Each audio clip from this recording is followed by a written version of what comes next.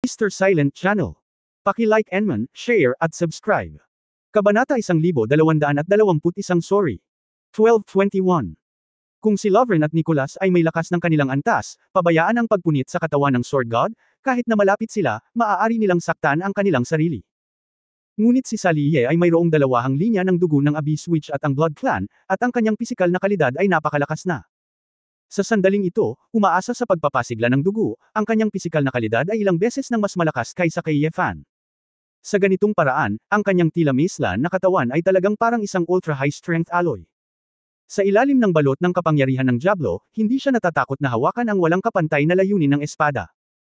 Naramdaman ni Yefan ang katawan ng Sword God na nanginginig, at ang layunin ng espada ay hindi matatag, ngunit gusto niyang yugoy ang espada kay Saliye, at may pagtutol sa kanyang puso. Paano siya naging walang awa at ibinato ang mabigat na bigat kay Saliye? Layunin ng espada.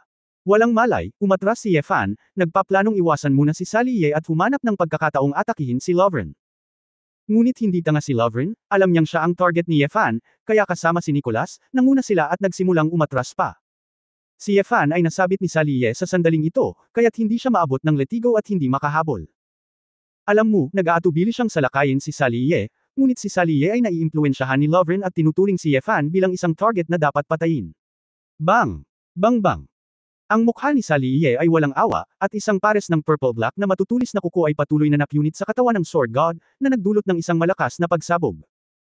Na-realize ni Yefan na hindi muna niya kayang harapin si Lovren, kaya nagngangalit siya at sinubukang kontrolin muna si Saliye. Kung ito ay magpapatuloy ng ganito, ang kanyang katawan ng Sword God ay hindi magtatagal, at siya ay mamamatay sa huli, at si Saliye ay hindi na muling magising. Pasensya na, Saliye. Matapos magnilay-nilay si Yefan sa kanyang puso, muli siyang nagtipon ng walang kapantay na layunin ng espada at direktang ibinalik ang katawan ng Sword God. Pagkatapos, isang gininto ang higanteng espada, na nakaharap sa mga kuko ni Saliye, ay biglang bumagsak. Ang mga kuko ni Saliye ay mukhang payat at marupok, ngunit sa katunayan ito ay isang mataas na intensidad na pinagsama-samang kapangyarihan ng demonyo. Marahas na ibinato ni Yefan ang ilang magkasunod na espada, at nahuli rin silang lahat ni Saliye.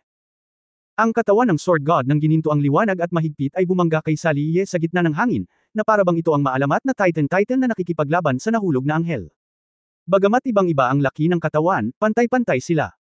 Tila napagtanto ni Saliye na hindi niya kayang patayin si Yefan sa ganoong counter-attack, kaya lumipad siya sa mas mataas na posisyon, isang sandalwood na bibig, at isang malupit na sound wave. Wow! Ang lakas ng pagtagos ay tulad ng isang matalim na talam, ang oscillating sound waves ay sinamahan ng purple-black magic fluctuations, at maging ang isang malakas na pag-atake sa pag-iisip ay nahaluan dito. Ang katawan ng Sword God ni Yefan ay nanatiling hindi gumagalaw, ngunit naramdaman ni Yefan na sasabog na ang kanyang eardrums. Ito siguro ang talento ng demonyo ni Saliye. Ang likas na pag-atake ng Sonic ay mas komplikado at makapangyarihan kaysa sa ordinaryong sound magic. Kung hindi dahil sa kanyang long-way bodyguard, tiyak na hindi kakayanin ng kanyang utak sa sandaling ito. Sina Lovren at Nicholas, na daan-daang metro ang layo, ay nagdusa lamang sa resulta ng sumisigaw na pag-atake ng demonyong ito. Hindi maisip na kung si Saliye ay sumigaw ng ganito sa isang mataong lugar, ilang tao ang mamamatay sa isang iglap. Sa katunayan, ang hiyaw na ito ay naging sanhi ng pag-crack ng mga bahay sa lupa, at ang buhangin at graba ay nanginig, na parabang ito ay isang lindol. Gatlang M. Naramdaman ni Yefan na unti-unting umaagos ang dugo sa kanyang mga tainga, wala siyang pakialam, nagpakawala siya ng malakas na dagandong, ang kanyang mga daliri sa paa ay hamampas sa espada, at ang katawan ng Diyos ng espada ay marahas na hinampas ang espada. Ang gininto ang liwanag na higanteng espada ay pumailan lang sa langit, na parabang pinupunit ang langit. Naantala si Saliye sa pag-atake, at pagkatapos ng saglit na paggalaw, iniwasan niya ang espada ni Yefan. Hindi mabilang na purple-black light balls ang kumislap mula sa kanyang 6 na magic wings. Ang mga tuldok-tuldok na bola ng liwanag ay agad na naging hindi mabilang na siksik na mga arrow, umaatungal patungo kay Yefan. Inihagis ni Yefan ang kanyang espada ng paalang at hinaranggan ang isang round ng pag-atake gamit ang malaking katawan ng espada, pagkatapos ay damaykit dito at sinaksak si Saliye sa puso gamit ang isa pang espada. Alam niyang hanggat hindi nasesira ang utak ni Saliye, kahit nasugatan ng puso, maaari itong gumaling. Dito ay may advantage siya sa Blood Clan pagkatapos niyang magkaroon ng demon bloodline, at hindi siya mamamatay dahil sa heart injury. Ang pinakamabisang paraan na naiisip niya para pigilan si Saliye ay ang sakta ng puso niya. Kahit na ito ay nagpaparamdam kay Yefan na mas durog ang puso, wala siyang pagpipilian. Ngunit hindi mahuhuli si Saliye nang wala ang kanyang mga kamay. Siya ay gumagalaw sa napakabilis na bilis sa himpapawid, tulad ng isang makamulto na multo, isang lilang itim na kidlat, na dumarating at umaalis, na napakabilis na tila hindi siya apektado ng gravity ng ibabaw. Kailangang patuloy na tap-okan ni Yefan ang espada sa hangin para mapabilis ang paghabol, na ginagawang mas malaki ang konsumo ni Yefan kaysa kay Saliye. Sa di kalayuan, nakita ni Lovren at Nicholas ang isang gintong liwanag na humahabol sa isang lilang itim na anino, na patuloy na nag-aaway at nagbabanggaan sa gitna ng hangin. Hindi ko nahanap. Ngumiti ng masama si Lovren, ang pressure ni Lucifer ay unti-unting humihina. Nakahinga ng maluwag si Nicholas at sinabing, oo, hindi na siya makakatagal, at siguradong sapat na. Ito ay isang bangin pa rin. Ang dugo ng mga mangkukulam ay mas malakas kaysa sa dugo ng mga tao. Matagal ko na itong nakita. Kahit na ang Lucifer na ito ay makapangyarihan, kung tutuusin, napakabata pa niya, at hindi siya maaaring magkaroon ng mataas na antas ng paglilinang. Ang kanyang lakas sa pakikipaglaban ay pilit na pinapataas ng kanyang kakaibang layunin ng espada. Ang gayong lakas sa pakikipaglaban, tiyak na hindi magtatagal. Pagmamalaki ni Lovren. Makabilang ka pa, mabibilang mo, ikaw ang pinakamatalino sa 13 magkakapatid natin, papuri ni Nicholas. Humph, kapag nawala ang kanyang pagsabog ng kapangyarihan, aakyat tayo at papatayin siya. Hindi ko huhukiin ang puso ng lalaking ito, mahirap lutisin ang puot sa puso ko. Ang mga tao, na pinilit na mapahiya, ay kinasusuklaman ng kanilang mga ngipin. Sa oras na ito, tila napagtanto din ni Saliye na ang taong lumalaban sa kanya ay namamatay. Isang purple-black light ball ng demonyong kapangyarihan ang namuo sa harap ni Saliye, naglabas ng 12 ng mga sinag, umaatake sa sword god body ni Yefan mula sa iba't ibang anggulo. Ang mga demonyo ay may likas na kontrol sa mga elemento, at maaaring ilabas ni Saliye ang mahiwagang pag-atake ng mga demonyong ito halos kaagad. Alam ni Yefan Ming na ang hakbang na ito ay lubos na makapangyarihan, ngunit wala siyang oras para matakpan ito. Ang dobleng pagkakawatak-watik ng kanyang sariling layunin ng espada ay naging sanhi ng kanyang pisikal at mental na lakas na maubos. Sa katunayan, siya ay nawasak minsan sa ika-18 impyerno noon. Nakabawi ng maayos. Sa sandaling ito, ang tuloy-tuloy na high-intensity na labanan, kahit na siya ay isang taong bakal, ay halos hindi makayanan. Nakaharap sa 12 ng purple-black impact beam, sa wakas ay hindi na napigilan ni Yefan. Matapos mapasok ng mga sinag, ang katawan ng sword god ay nagkapira-piraso, naging mga piraso ng lantang gininto ang liwanag. Naramdaman ni Yefan na lamambot saglit ang kanyang katawan, na parang babagsak na siya anumang oras. Hindi man lang niya ma-stabilize ang kanyang swordsmanship, at diretsyong bumagsak mula sa himpapawid. Kabanata 1222 Pagtubos. 1222. Tuwang-tuwa sina Lovren at Nicholas. Hindi niya kaya. Ngumisi si Lovren at sinabing, tara na. Tumanggo si Nicholas na may kasiyahan, pakiramdam na ang tagumpay ay nasa kanyang mga kamay, at sa wakas ay malapit na siya. Alam din ni Yefan na tiyak na makukubkob siya sa sandaling ito. Hindi banggitin ng anupaman, mabilis na sinundan ni Saliye ang kinaroroonan, na tumama sa isang purple-black shockwave. Kahit napagod na si Yefan, nakahinga pa rin siya ng maluwag. Pagkatapos maglanding, iniwasan niya ang round of attack na ito sa isang solong sipa. Boom! Isang pagsabog ng usok at alikabok ang lumipad sa lupa, at ang semento sa kalsada ay sumabog sa isang malaking butas. Si Yefan ay hindi nang ahas na manatili pa. Kailangan niyang humanap ng lugar na mapagtatagwan sa lalong madaling panahon at gumamit ng takip upang mailigtas ang kanyang buhay. Kahit na ang laban na ito ay nahulog sa isang desperado na sitwasyon, hindi sumuko si Yefan. Ang magagawa niya ngayon ay maghanap ng paraan para maantala muna ang oras, at pagkatapos ay tingnan kung makaka-recover siya, o maghanap ng iba pang pagkakataon para atakihin si Lovren. Habang tumatakbo, lumipad din sina Lovren at Nicholas. Haha, Lucifer, gusto mo pang mabuhay ng ganito? Tumawa ng malakas si Lovren, at pagkatapos ay sinabi kay Saliye, okay, mahal kong anak, ang iyong oras ay mahalaga, ipagpatuloy ang pagpatay at pagsuso ng dugo, ipaubaya mo na lang sa amin dito. Hahabulin at papatayin na sana ni Saliye, nang marinig niya ang mga salita ni Lovren, pagkatapos ng pagkislap ng hexagram sa kanyang mga mata, nagpatuloy siya sa paglipad patungo sa lugar kung saan may mga estranghero sa di kalayuan. Nang marinig ito, nakaramdam ng inis si Yefan, ngunit wala siyang magawa. Saliye! Itigil ang pagpatay ng mga tao. Paos na sigaw ni Yefan. Sayang naman ang babaeng nakinig sa kanya mula pagkabata, hindi siya kayang pakinggan sa sandaling ito. Ang pinakapamilyar na tao ay tila ang pinaka-hindi pamilyar na tao. Mapapanood lang ni Yefan si Saliye na lumipad sa malayo, hindi na kailangang magtanong, isang malaking bilang ng mga sibilyan ang malapit ng mamatay sa takot. Lucifer, may oras ka pa bang kontrolin ang iba? Mapaglarong ngumiti si Lovren, nag-swing ng black magic bullet, at ang paghabol kay Yefan ay isang walang habas na pambobomba. Hindi niya planong patayin si Yefan ng diretsyo, pahihirapan niya ito saglit. Bagamat may lakas pa si Yefan sa oras na ito, ang kanyang lakas ng pagsabog ay nabawasan ng husto. Tinamaan siya ng dalawang mahiwagang bala habang umiiwas, at nagkapira-piraso ang kanyang likod at guya. Tiniis ni Yefan ang matinding sakit at nagpatuloy sa pagtakbo ng ligaw na may nagngangalit na mga ngipin. Kung hindi dahil sa pambihirang pangangatawan niya at sa kanyang bloodline para protektahan ang kanyang katawan, ang dalawang hampas na ito ay napilayan na siya on the spot. Hahaha, Lucifer. Saan napunta ang kay-abangan mo ngayon lang? Nasaan ang sword intent mo? Nasaan ang avatar mo ng Golden Light bodyguard mo? Panunuyan ni Lovren. Ang ulo ni Yefan ay nababalot ng butil ng pawis, at tumakbo siya nang hindi lumilingon. Bigla niyang nalaman na may air raid shelter na itinayo sa ilalim ng maliit na parke sa bundok sa harapan niya. Kung ikukumpara sa ibang mga gusali, mas malakas ang air raid shelter, at wala siyang choice kundi tumakbo papasok. Nagsimula ka na bang mag-drill ng mga butas? Sarcastic na ngumiti si Lovren, tumingin kay Nicholas, at sumunod ang dalawa sa dugout. Sa loob ng kuweba, pagkatapos tumakbo ni Yefan sa isang sulok, napabuntong hininga siya, iniisip kung paano gamitin ang lupain upang maantala ang oras. Gayunpaman, nang tingnan niyang mabuti ang sitwasyon sa loob ng kuweba, natigilan siya. Bangkay. Lahat ng bangkay. Mayroong hindi bababa sa daan-daang mga bangkay. Sa loob, may mga mummified na bangkay kung saan-saan. Hindi nagtagal, naunawaan ni Yefan ang dahilan. Ang air raid shelter na ito na ginamit noong World War II ay ginawa na ngayong maliit na war memorial. Gayunpaman, sa pagkakataong ito, isang madugong patayan ang biglang naganap sa lungsod, at isang malaking bilang ng mga tao ang sumugod sa air raid shelter ng nagmamadali, umaasang makatakas. Walang inaasahan na ang kalaban sa pagkakataong ito ay hindi isang airstrike, kundi isang kinokontrol na demonyo. Saan man sila dumaan, kahit na nakatago sila sa ilalim ng lupa, ang kanilang dugo ay direktang hihigop ng ulap ng mga apoy ng demonyo. Nang makita ni Yefan ang hindi mabilang na mga bangkay, niyakap sila ng bola. Ang bawat isa ay mukhang takot at desperado, at mukhang patay. Lalo na nang makita niyang nagbago na rin ang isang sanggol sa bisig ng isang ina. Matapos maging mummified na bangkay, naramdaman ni Yefan ang marahas na pagbabago sa kanyang puso. Hindi niya nakita ang ganitong uri ng larawan, ngunit hindi niya ito nakita sa loob ng maraming taon, sa larangan ng digmaan noon, nakasanayan na niya ang mga ito at nadama na ang kamatayan ay hindi maiiwasan.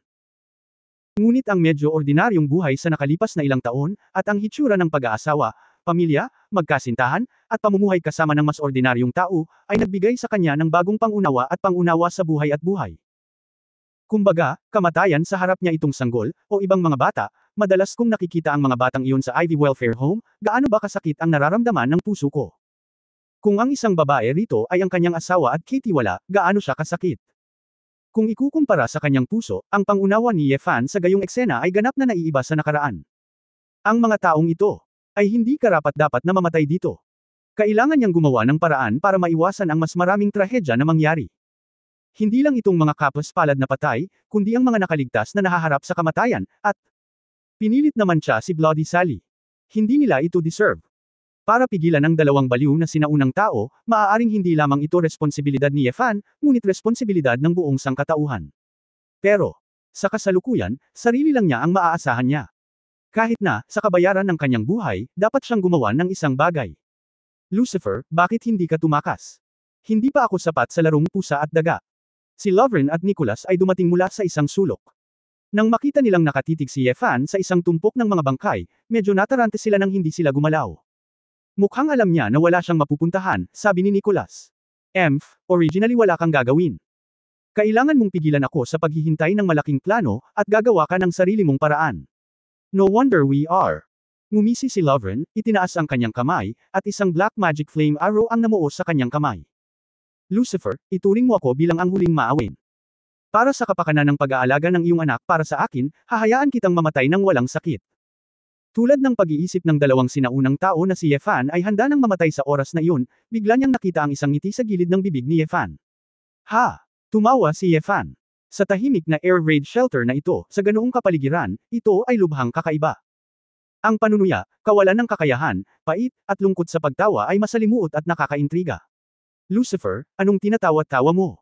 Hindi maipaliwanag na nabalisa si Lovren, at hindi man lang siya ng ahas na bumaril ng madali. Ibinaba ni Yefan ang kanyang ulo, na parang nagsasalita sa sarili, akala ko. Hindi na ako magiging katulad ko noon. I hate the way I was back then, ayokong isipin ang sarili ko noon. Dahil, sa oras na iyon, ang aking mga mata ay madilim, maliban sa dugo, ito ay mapanglo. Walang init, walang pag-asa. Kaya't ibinaon ko ang nakaraan sa pinakamalalim na bahagi ng aking puso, at nagsinungaling sa aking sarili, hindi ako ang taong iyon. Nagkaroon lang ako ng bangungot. Pagkatapos ng lahat, napakaraming tao ang nailigtas ko sa larangan ng digmaan, naoperahan ko ang napakaraming tao, nagdala ako ng napakaraming tao at nakamit ang kalayaan. Lahat sila ay nagpapasalamat sa akin at nararamdaman na ako ang tagapagligtas ng mundo at kanilang tagapagtanggol. Pagkasabi nito, mas tumawa si Yefan at natawa sa sarili, haha. Pero ngayon ko lang naintindihan na may mga bagay na hindi lilipas. Nagawa ko na, kahit anong sinungaling ko. Sa aking sarili, ako ay totoo. Gaano man karaming tao ang nailigtas o tinutulungan ko, hindi ito mababago. Ang katotohanang nakapatay ako ng mas maraming tao. Siguro, oras na rin para gawin ang mga bagay para sa aking sarili pagbabayad sala. Ang boses ni Yefan ay naging mas malamig at mas malupit, na parabang ang temperatura ng buong underground air raid shelter ay parang isang kuweba ng yelo. Nanginginig sina Lovren at Nicholas. Si Yefan ay halatang pagod, ngunit sila talaga. May takot sa kanilang mga puso. Kabanata 12:23, Purgatoryong Espada Demon. 12:23. Patayin. Patayin mo siya. Lovren. Ano ang pinag-aalangan mo? Biglang nagising si Nicholas, nang makitang tulala pa rin si Lovren, nauna siyang bumaril, na may hawak na dugong espada sa kanyang kamay. Isang mabilis na sprint ang tumusok sa lalamunan ni Yefan. Punta ka sa impyerno, Lucifer. Nang malapit ng saksakin ng espada ni Nicholas si Yefan, biglang nagbago ang nangyari. Boom! Isang madilim, desperado, malamig, nakamamatay, puno ng lahat ng uri ng madilim na aura, madilim na enerhiya na may layuning pumatay ay biglang lumabas mula sa katawan ni Yefan. Tila ito ay isang madilim na apoy mula sa siyam na liblib na impyerno, na bumabalot sa buong katawan ni Yefan.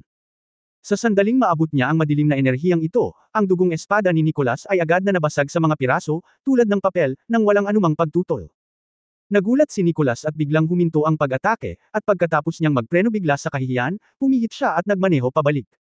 Ang dalawang sinaunang tao ay natigilan, nakatingin kay Yefan na nababalot ng hindi pa nagagawang dark energy na ito, mahirap intindihin.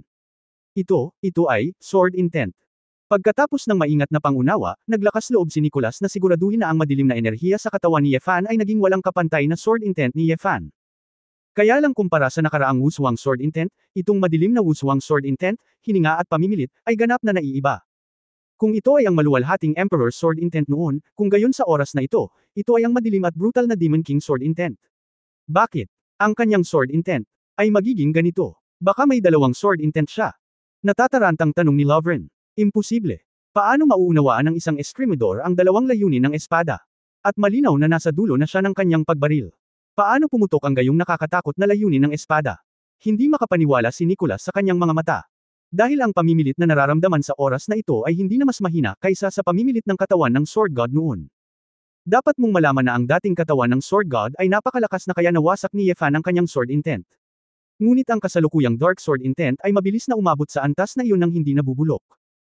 Biglang ibinaling ni Yefan ang kanyang ulo ng dahan-dahan, isang pares ng nagyayelong malamig na mga mata, tulad ng isang falcon, isang gutom na lobo, isang mabangis na diablo na pumipili ng mga taong lamunin.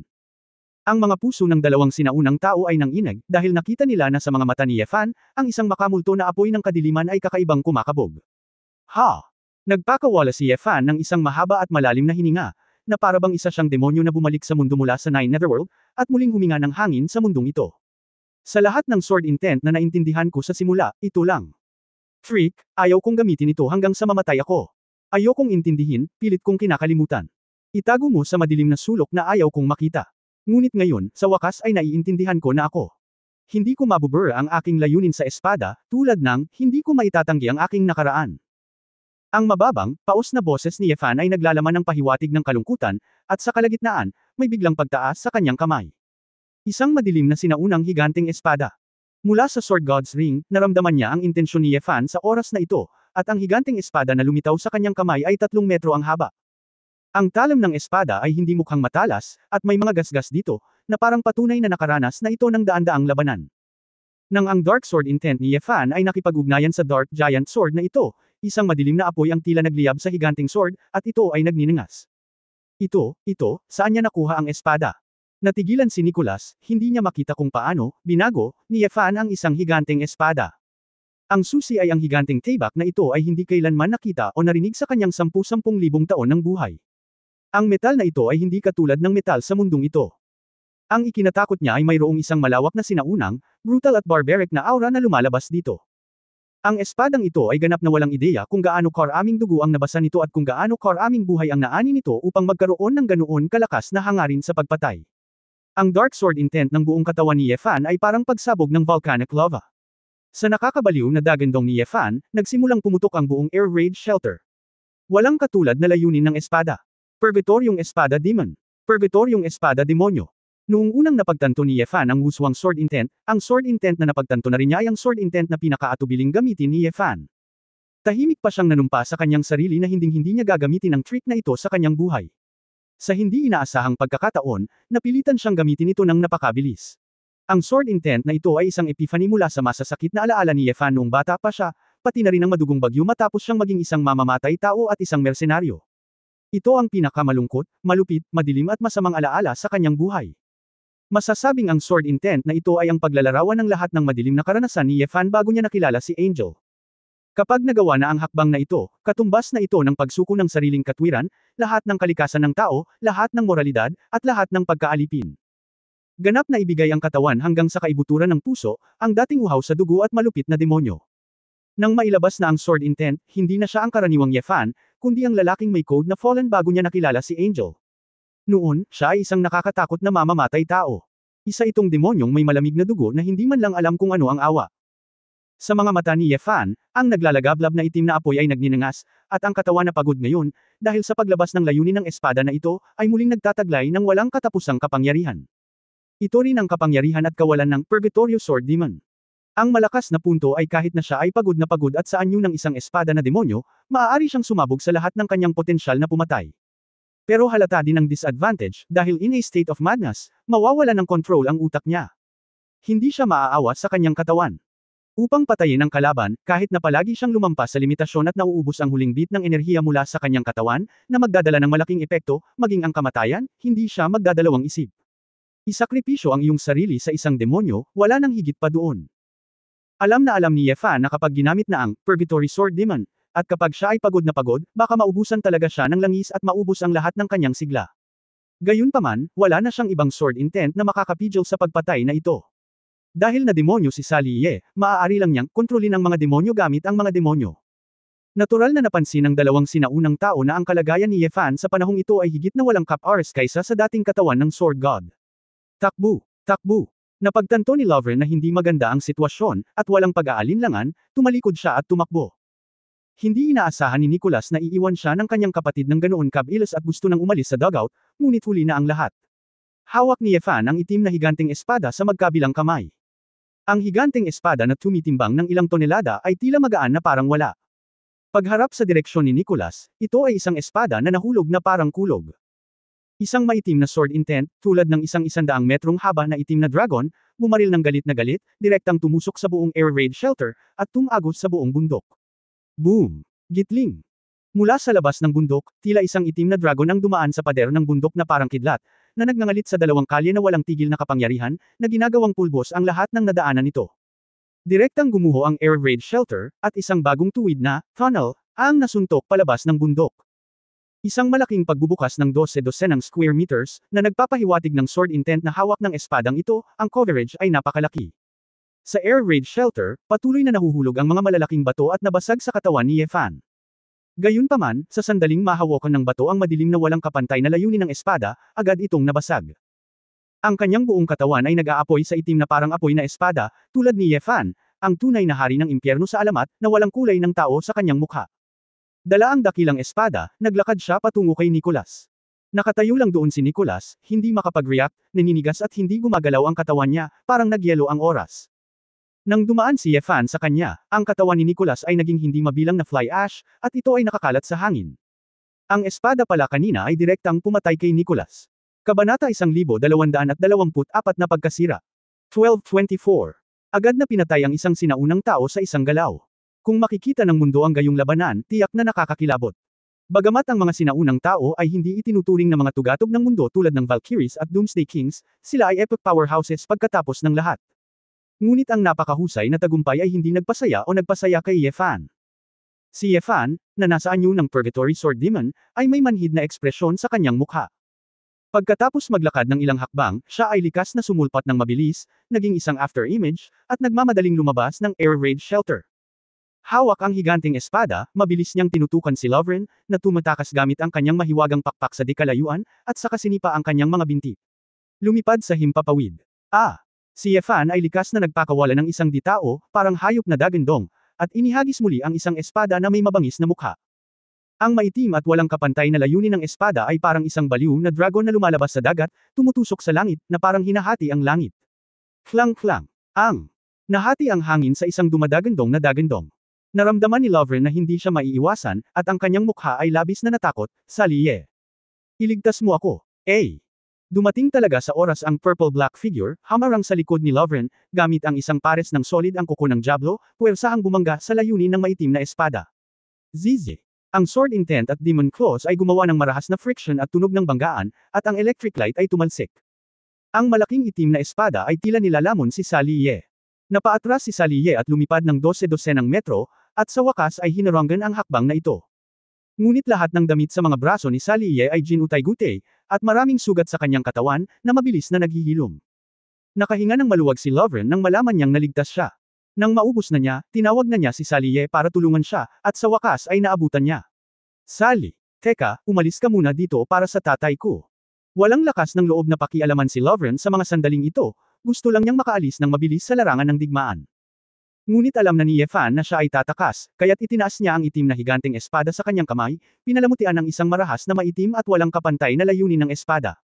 Para sa isang oras, tulad ng isang malaking madilim na planeta, naglalabas ng isang palpitating pressure, ito ay lumitaw sa itaas ng ulo ni Yefan. Dawn Star. Dawn Chenxing sa anyo ng Purgatory Sword Demon, ang oras para sa Condensing Sword Intent ay lubos na pinaikli, ngunit ang kapangyarihan ay mas brutal. Iniwas ni Yefan ang isang braso at inihagis ang malamaitim na kometa na pinagsama-samang Sword Intent. Ngunit ang target ni Yefan ay hindi si Lovren na nakatakas, kundi si Saliye. Paprotektahan ni Saliye si Lovren at tatakas, kaya hindi binalak ni Yefan na iwasan si Saliye. Sa anyo ng Purgatory Sword Demon, kahit na nawala ng kontrol si Yefan sa kanyang sariling utak, ang kanyang fighting instinct ay nadala sa buong laro. Malinaw niyang hatulan ang sitwasyon at kung paano pumili, upang epektibong mapatay ang kaaway. Sa madaling araw, ang mga bituin ay bumaril patungo kay Saliye, tulad ng isang bituin na itinaas sa langit ng pabaliktad.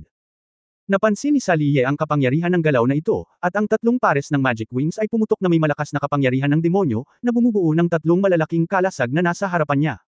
Sa sandaling mahawakan ng purple-black shield si Dawning Chenxing, isang marahas na shockwave ang gumalaw sa hangin. Ang enerhiyang kumakalat ay tila isang maitim na paputok ng kamatayan, maging ang lupa na higit sa 100 metro sa ibaba ay apektado, gamulong sa marahas na buhangin at alikabok. Matapos bitawan ni Yefan si Fu Xiaochangxing, hindi siya mukhang pagod. Nagpatawag na siya ng flying sword, ginamit ang kanyang sword fighting technique sa hangin, at naabutan si Lovren. Sa oras na ito, nasa limitasyon na si Saliye para lang makayanin si Dawn Chenxing, at imposibleng matulungan si Lovren. Akala ni Lovren ay makakaligtas siya sa sakuna, pero sinong mag-aakala na may matinis na tunog sa likuran niya. Bigla siyang lumingon, ngunit nakitang hindi alam ni Yefan kung kailan, naabutan na niya ang wala pang 100 metro ang natitira. Si Yefan, na nagniningas na may makapangyarihang maitim na espada, ay tumapak sa lumilipad na espada, tulad ng isang Diyos ng kamatayan na lumabas sa impyerno at umani ng buhay, ang hindi makataong itim na apoy na mga mata ay nagpanik kay Lovren. Hindi, Gitling. Pabago-bagong sabi ni Lovren, sinusubukan ang kanyang makakaya, tumalikod kay Yefan at nagmamadaling tumawag ng magic circle, naglabas ng maraming magic arrow. Ngunit hindi napigilan si Yefan, direktang winasak ng Darkness Unparalleled Sword Intent ang black magic energy. Si Yefan ay nagpakawala ng malakas na dagandong, ang kanyang mga binti ay natapakan ng lumilipad na espada, ang kanyang katawan ay parang palaso mula sa tali, at siya ay nasa harap ni Lovren sa isang iglap. Mabilis na kumapit ang malabakal na kamay ni Yefan sa leeg ni Lovren. Nabara ang lalamunan ni Lovren, namumula ang kanyang mga mata, nakakapangilabot ang kanyang mukha, nakalabas ang kanyang mga pangil, at nakaramdam siya ng walang katulad na kahihiyan at takot. Hey! Ngumisi si Yefan. Kaagad, isang maitim na espada ang tumagos sa katawan ni Lovren sa isang iglap. Puff puff puff. Gitling. Hindi mabilang ang siksik na mga boses na nagmula kay Lovren. Hindi mabilang na maitim na mga layunin ng espada, tulad ng mga karayom, ang tumusok sa buong katawan ni Lovren sa isang salon. Napasigaw si Lovren sa sakit at pamamaos. Matapos magpumiglas ng wala pang 3 segundo, ang kanyang katawan ay parang Nicolas, abo. Hindi niya pinangarap na, bilang isang sinaunang tao, siya ay mamamatay ng napakalungkot sa kamay ng isang kabataang tao. Matapos tapusin si Lovren, walang ekspresyon na tinapakan ni Yefan ang lumilipad na espada at humarap kay Saliye sa di kalayuan. Ngayon lang niya na-neutralize ang kapangyarihan ni Don Qianxing, at si Sally Ye ay tila nahulog sa pagod, at maraming sugat na tinusok ng sword intent sa buong katawan niya. Ang Demon Flame Six Wings sa likod niya ay humina din ng husto sa sandaling ito. Lalo na ang pagkamatay ni Lovren ay naging sanhi ng pagkawala ng epekto ng magic contract ng kaluluwa, at ang mga mata ni Sally Ye ay nagsimulang magpakita ng isang masilaw na kulay. Ang kanyang sariling kamalayan ay unti-unting nagsimulang magpakita ng mga senyales ng paggaling, ngunit siya ay nauuhaw pa rin sa dugo habang na demonyo. Nagdulot ito ng dalawang uri ng pag-iisip sa ulo ni Sally Ye, at nagsimulang lumitaw ang mga contradiction. Ngunit si Ye Fan ay pumapatay sa sandaling ito, at ang kanyang isip ay puno ng madilim at marahas na pagnanais na pumatay. Naalala niya ang itim na higanteng espada, hinawakan ito sa kanyang kamay, at muling hinampas si Sally Ye. Nakita ni Sally Ye si Ye Fan na umaatake sa kanya, at ang kamalayan ng demonyo ang nanguna. Ang kanyang mukha ay mabangis na nagpahid ng mga kuko ng demonyo, umiwas sa isang rotonda upang umiwas, at pagkatapos ay inatake si Ye Fan sa kabilang direksyon. Si Ye Fan ay flexible na gumawa ng backflip, at ang higanteng espada ay lumipad patungo sa leeg ni Sally Ye. Ang anim na pakpak ni Sally Ye ay pumutok pataas at mabilis na nahulog, iniiwasan ang pag-atake ni Ye Fan. Pagkatapos bumagsak sa lupa, isang malaking Black Demon Magic Circle ang lumitaw sa ilalim ng mga paa ni Sally Ye. Hindi mabilang na mga demonyong blades ang ipinatawag mula sa Magic Circle at lumipad sa hangin upang palibutan si Ye Fan. Naglaslas si Ye Fan gamit ang isang maitim na layunin ng espada, winalis ang kapangyarihan ng mga demonyong ito, at sabay na bumagsak sa lupa, hinampas ang kanyang mga daliri sa paa, at hinampas ang espada kay Sally Ye. Hindi mabagal ang takbo ni Sally Ye, ang isa ay tumalikod upang umiwas, at kontrolado ng direksyon ng Magic Wings, tumalikod at gumawa ng hakbang patungo kay Ye Fan. Kayong dalawa ay darating at umalis, tulad ng isang itim at isang kulay ube na agos ng kuryente, na rumarampa sa lupa, nagbabanggaan pabalik-balik. Boom! Boom boom! Ang! Umalangaw-ngaw ang makapal na pagsabog sa kalangitan, na sumasaklaw ng ilang kilometro, at ang mga bahay ay nabasag kung saan-saan. Wala pang 5 minuto, ang lungsod ay tila winasak sa lupa ng isang natural na sakuna, at ang lupa ay puno ng mga higanteng hukay. Sa mata ng mga ordinaryong tao, imposibleng makilala ang pinaglalabanan ng labanan at ang mga galaw ng dalawa. Ang dalawang taong na demonyo ay nakikipagkumpetensya sa isa't isa na may purong fighting instinct, umaasa sa sariling reaksyon ng katawan sa pag-atake. Nang hindi niya alam ang paghaharap ng daan-daang pandaraya, si Sally Ye, na dahado na, sa wakas ay hindi na nakayanan pa. Ang siklab na dulot ng dugo, at ang kapangyarihan ng mga demonyo, karamihan ay nagsimulang maglaho pagkatapos na wala ng dugong mapanatili. Tila dahil, patuloy na pinasigla ng mga nakakabaliw na pag-atake ni Ye Fan, ang pagkamulat sa sarili ni Sally Ye ay napukaw upang magising. Biglang, pagkatapos gumalaw ni Ye Fan sa parang ahas na posisyon, ang itim na higanteng espada ay tumama ng malakas, at hamarang si Sally Ye gamit ang dalawang kamay, ngunit hindi ito napigilan. Boom! Ang katawan ng batang babae ay direktang natamba ng higit sa 100 metro, at pagkatapos nabasagin ang dalawang pader na bato, napunta siya sa isang simbahan. Si Sally Ye ay nagluwa ng isang subo ng dugo, ang mga mahiwagang pakpak sa likod niya ay nagkalat, at ang hexagram sa kanyang mga mata ay nawala, unti-unting bumalik sa orihinal nitong kulay.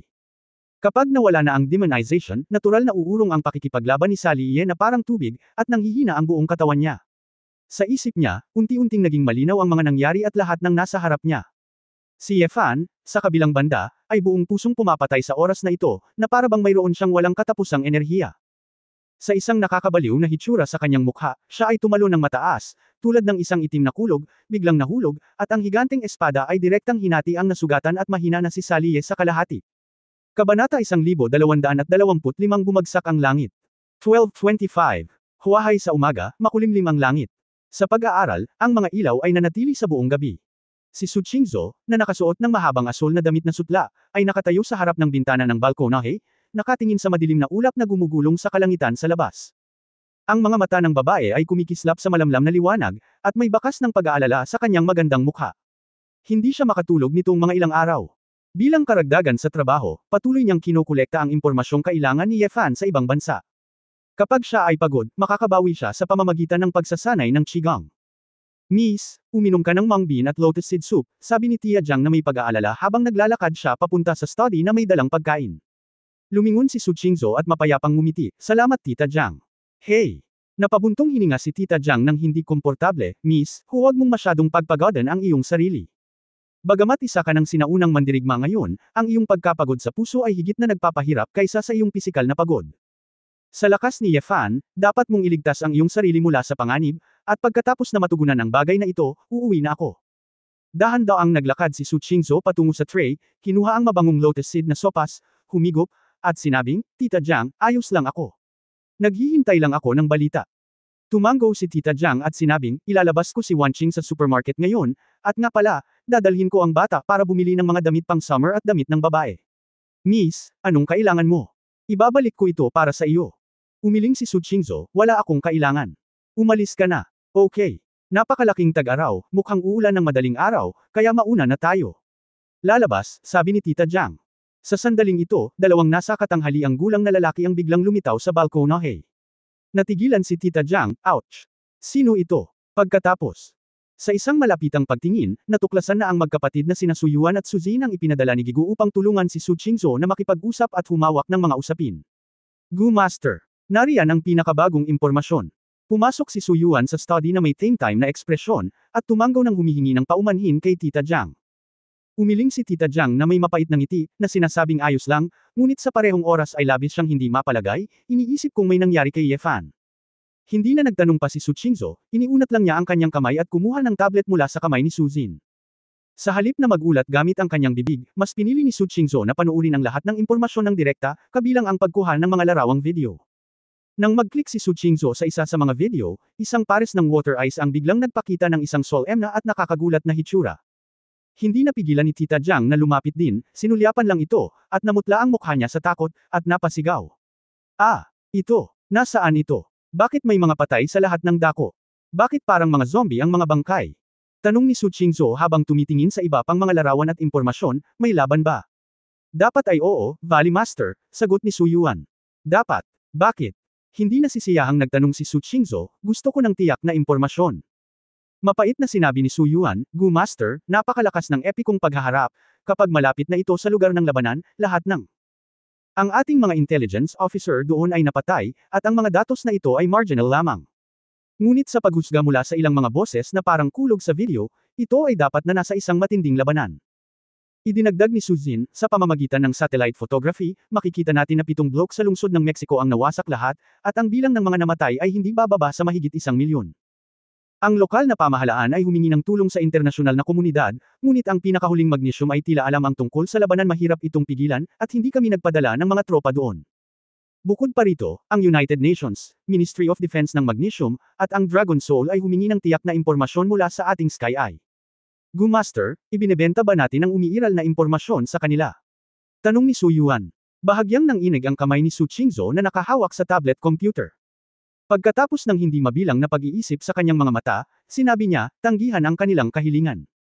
Ang lahat ng impormasyon tungkol sa labanan at masaker na ito ay punanitilang lihim sa ating mga mata sa langit. Oo, tumango ang magkapatid na Su at nag-aalalang nagtanong, Gu Master, kung nag-aalala ka kay Mr. Ye, gusto mo bang magpadala ng tutulong sa pakikipaglaban? Sino? Nag-aaway ba kayo? Retorikong tanong ni Su Qingzhou. Natahimik ang magkapatid na Su. Sa katunayan, tila walang sino man ang maaaring makialam sa labanang ito. Maging ang mga pangunahing pandaigdigang kapangyarihan ay piniling pumikit. Sa katunayan, alam lang ng Heavenly Eyes ang isang outline ng labanang ito, kung ano ang nangyari dito, at kung bakit napakaraming tao ang namatay, sila rin ay naguguluhan. Gu Master, ano ang susunod nating gagawin? Tanong ni Su Jin. Ipinikit ni Su Qingzhou ang kanyang mga mata, at pagkatapos mag-isip ng higit sa 10 segundo, tiyak na sinabi niya, 2 bagay. Una, subaybayan ang lahat ng individual at organisasyon na may sama ng loob laban sa Inferno, kabilang ang Dark Council. Pangalawa, tinulungan mo agad akong makipag-ugnayan sa Power User Union. President Air, kailangan ko siyang makontak agad. Prinsesa Air. Sumimangot si Su Yuan, Gu Master, gusto mo bang hilingin sa kanya na tulungan si Mr. Ye na lumaban? Umiling si Su Qingzhou at sinabing, ngayon ang tanging ligtas na makapasok sa larangan ng digmaang iyon at makita kung ano ang nangyari, ang tanging taong mapagkakatiwalaan natin ay siya. Biglang napagtanto ng mga kapatid na Su, pagkatapos matanggap ang utos, agad silang umalis sa pag-aaral. Sa sandaling umalis sila, muling naglakad si Su Qingzhou sa desk, kinuha ang telepono, at dinial ang numero ni Feng Yaoying. Nag-aalmusal lang si Feng Yaoying doon nang makatanggap siya ng tawag mula kay Su Qingzhou, nag-isip siya sandali, Mr. Su, meron ba? Napakaaga. Ate, aalis muna ako saglit sa Huahay, hindi ko alam kung ilang araw, at dapat wala akong oras para magtrabaho. Simula ngayon, gagawa ka ng mga desisyon para sa akin sa lahat ng mga gawain ng Jinxu Group. Sabi ni Su Qingzhou. Pagkaraan ng ilang sandali na tumahimik, agad na naisip ni Feng Yaoying ang isang bagay, at nag-aalalang sinabi, ito ba? Anong nangyari kay Ye Fan? Sa ngayon, Hindi ko alam, senior sister, naniniwala ako sa iyong kakayahan, at kaya mong pamahalaan ang buong Jinxu ng mag-isa. Ipagkakatiwala ko ito sa iyo, tama. Same time na tanong ni Su Qingzhou. Matapos maging tahimik ng ilang segundo, huminga ng malalim si Feng Yaoying, I see. Tapos mag-ingat. Well. Namula ang mga mata ni Su Qingzhou, ibinaba niya ang telepono, bumaling kay Tita Jiang at sinabing, Tita Jiang, pupunta ako sa airport. Miss. Ano ang ginagawa mo, ako? Takot na takot ako, hindi dapat ma-accident kayo ni Ye Fan. Sabi ni Tita Jiang na may luha sa kanyang mga mata. Itinikom ni Su Qingzhou ang kanyang mapupulang labi, humakbang pasulong, at malumanay na niyakap ang kanyang mga kamag-anak. Matapos bitawan si Tia Jiang, sinabi ni Su Qingzhou na may mahinang ngiti, may ilang bagay na maaari kong makita, ngunit wala akong magagawa. Pero, may mga bagay na sana ay matulungan ko ang mga mahal ko sa pamamagitan ng pagsusumikap. Tita Jiang nakatitig sa babae, malabo siyang tumango, I see. Nasa bahay na ako, handang magluto, at hinihintay kang umuwi. Hindi na nag-alinlangan pa si Su Qingzhou. Pagkatapos tumalikod at humakbang palabas ng balkonahe, bumaba siya, sumakay sa kanyang pag-ani supercar, at dirdiretsong tumakbo sa airport. Sa kalangitan, umuungal ang mga ulap, at isang kidlat ang tumama sa kalangitan. Bagyo, bumubuhos. Parang babagsak na ang langit. Sa sirang simbahan, Saliye sa wakas nagising na. Ang kahinaan, pagkahapo, at mga peklat ay wala. Ang malakas na pagkondena sa kanyang puso at ang nakatusok sa puso ay nagdulot sa kanya ng pagbagsak. Siya ang gumawa sa lalaking ito na gawing demonyo at maging ganito. Bakit ba simula bata pa lang ako para na akong bote ng langis, at kailangan ko ng proteksyon ng isang lalaki, pero gusto ko pa rin siyang saktan ng sobra. Sa pagtingin sa itim na higanteng espada na nahulog mula sa langit, at ang lalaking may baliw na layuning pumatay, bumuhos ang mga luhang kristal sa kanyang mga mata. Si Saliye ay walang anumang takot, kahit nahiwain siya ni Ye Fan, wala siyang anumang reklamo. Ngunit hindi niya ito matanggap, nakikita si Ye Fan na hindi pamilyar. Kuya Ye Fan. Gatlang M. Napaiyak si Saliye at napasigaw. Gaya ng inaasahan, hindi bumagsak sa kanyang ulo ang mapangwasak na espada. Pagkaraan ng 10 segundong pag-iyak, tulalang itinaas ni Saliye ang kanyang ulo, ngunit nakita niyang ang itim na higanteng espada ay nakasabit sa ibabaw ng kanyang katawan, nanginginig. Si Ye Fan ang biglang huminto sa espadang ito sa kritikal na sandali. Hawak ang isang higanteng espada sa magkabilang braso, nanginginig siya. Ang kanyang pares ng mga mata ay tumatak sa madilim at mabangis na apoy. Sa oras na ito, ang apoy ay kumikislap at lumabo, at ang ekspresyon sa kanyang mukha ay kung minsan ay mabangis, kung minsan ay malungkot at masakit. Hari, hari! May napagtanto si Saliye, halos gumagapang, sumuntok at yamakap sa binti ni Ye Fan, nahihirapang nagmamakaawa, Wang. Naaalala mo ba ako? Ako si Saliye. Kuya Ye Fan. Gising ka na ba? Napakunot noo si Ye Fan, patuloy na umiikot ang kanyang ulo, na parang may nilalabanan. Pinahihit niya ang kanyang katawan, ibinaba ang kanyang ulo, tumingin kay Saliye na may mukha na puno ng mga bulaklak ng peras at ulan, at nagpakawala ng dagandong sa sakit. Ah, gitling. Sinipa ni Ye Fan si Saliye kaagad. Pagkatapos, naging itim na kidlat ang kanyang katawan at nagmamadaling lumabas ng simbahan. Bang bang bang. Ang mga pader ay direktang dinurog ni Ye Fan, at sa isang kisap mata, si Ye Fan ay nawala ng walang bakas. Ito ay tulad ng isang itim na ilaw, direktang tinatahak ang malaking lungsod. Si Saliye ay sinipa ng malakas kaya natamaan niya ang isang estatwa ng bato, at sinampal niya ang kanyang ulo ng malakas. Walang magawa siyang tumingin, nawala si Ye Fan sa buga ng usok at mabilis na lumayo. Ang pakiramdam ng pagkahilo at pagbagsak sa wakas ay naging dahilan upang hindi na makasuporta si Saliye, at nawala ng malay. Kabanata 1226 na 4 na salita. 1226. Ang Kunlun ay umaabot ng libu-libong milya at matatagpuan sa katimugang paanan, na may mga pain tulad ng dagat at asul na alon. Ang pangunahing lugar na ito, tulad ng isang fairyland, ay isang kahanga-hanga at sinaunang komplikadong gusali. Sa itaas ng pangunahing pasukan ng mga inukit na beam at pininturahan ng mga gusali, sa mga sinaunang at clumsy font, ang salitang G ay nakasulat. Dito, ito ang ancestral land ng G clan, ang pinakamalaking sa Shenlong clan. Sa pinakasentro ng building complex, nakatayo ang isang malaking rebulto na 12-12 metro ang taas, isang marengal at magiting na lalaking nakasakay sa isang dragon na may 5 kuko, parang buhay, na parang gusto niyang dumiretso sa 9 heavens anumang oras. Sa oras na ito, malapit ng tanghali. Mayroong halos 1,000 pamilyang G na lalaki, babae at bata, nakadamit ng orthodox at solemn na serbisyo, maayos na nakahanay sa ilang square formations, nakatayo sa harap ng malaking estatwa ng isang dragon riding man. Sa malapad at mahabang sandalwood na handog na mesa, ang ambergris ay sinindihan, at ang handog ay parang isang maharlikang piging. Dito, nagaganap ang isang engranding seremonya ng pagsamba sa mga ninuno. Sa harap ng bawat parisukat, may ilang matatandang tao sa angkan, at sa bandang likuran, may ilang mas bata. Malaki ang bilang ni Ji, may 12-dosenang ugat, at marami talagang kabataan ang hindi magkakilala. Sa pinakagitna, isang parisukat na hanay na nakaharap sa rebulto ang pangunahing linya ng kasalukuyang master. Bilang panganay na apo ng pangunahing linya, si Ji Yutang ay maaari lamang tumayo sa gitna ng phalanx, dahil maraming matatanda at matatanda ng linyang ito sa harap niya. Sa sandaling ito, si Ji Yutang ay may kaunting pagkabalisa sa kanyang mukha, dahil may bakanteng upuan sa tabi niya, at walang dumating. Sa gilid, si Ji Rulan, na nagmamadaling bumalik sa pamilya para dumalo sa seremonya, ay napagtanto din ng sakit sa puso ng kanyang kapatid, at nagtanong sa mahinang boses, "Hantian, hindi ka ba umalis sa customs?" "Ewan ko, pang-7 beses ko na siyang pinadala para sugurin siya, hindi ko alam kung kaya ko siyang tawagan. Itong batang ito." Pagkatapos ng huling labanan sa kabisera, hindi ako maka-atres, walang tao, siguro dahil nag-practice ako ng qigong at nabaliw. Walang magawang sabi ni Ji Yutang. Nakatayo sa harap ng magkapatid ang kanilang ama na si Ji Kangnian. Narinig ni Ji Kangnian ang tunog sa likuran niya, lumingon siya at kumunat ang noo at nagtanong, "Hindi pa dumarating si Hantian. Anong ginagawa mo? May courtesy ba ang batang ito?" Ngumiti si Ji Yutang at sinabi, "Pare, may ipapadala ako sa huwag magmadali." Nagalit kaagad si Ji Kangnian, at pinagsabihan, "Shuhuhu. Kailangan pa rin ang ganitong bagay. Mauulit ng maraming beses. Alam ba niya kung gaano kahalaga ang seremonya ngayon? Kapag naabot na ang dakilang katuparan ng Shenqi, ang bloodline ng Shenlong ay itinaas sa kaharian ng Yinglong. Sa mga sinaunang Diyos na inorganisa ni Ye Wuya, walang makakapantay. Sa pagkakataong ito, haharapin ng iyong lolo sa tuhod si Ye Wuya at lalabanan siya. Para maitama ang pangalan ng pamilya namin Ji.